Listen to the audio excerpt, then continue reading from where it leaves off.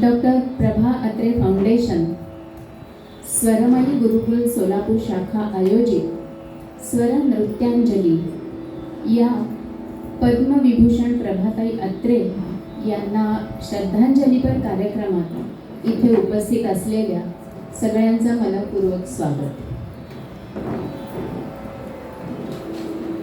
आपल्या सगळ्यांना माहीतच आहे, नुकतंच 13 जानेवारी 2024ला प्रभाताईंनी आपल्यातून निरोप घेतला.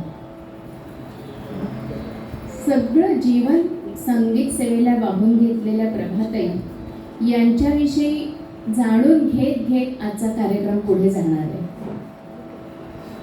आणि आजच्या कार्यक्रमाचं वैशिष्ट्य असं आहे की प्रभाताईंच्याच बंदिशी, त्यांच्याच सगळ्या रचना आपण इथे त्याची थोडी झलक बघणार आहोत. कारण वेळेच्या अभावी आपल्याला खूप काही इथे त्यांच्या रचना सादर करता येणार नाही आहेत, पण त्यांच्या रचनांचं वैशिष्ट्य लक्षात घेऊन त्यांनी इतक्या प्रकारच्या संगीत रचना केलेल्या आहेत की त्या सगळ्या लक्षात घेऊन आम्ही आज इथे त्या आपल्या पुढे त्याची झलक दाखवण्याचाच प्रयत्न करणार आहोत. समोर आपल्याला प्रभाताईंची प्रतिमा दिसते आहे. प्रसन्न चेहरा त्यांचा आपल्या सगळ्यांसमोर दिसतो आहे. खरोखरच त्या अशा सदैव प्रसन्नच असायच्या. आमच्या गुरु अश्विनीताई, डॉक्टर अश्विनीताई या प्रभाताईंच्या अत्यंत आवडत्या शिष्या होत्या.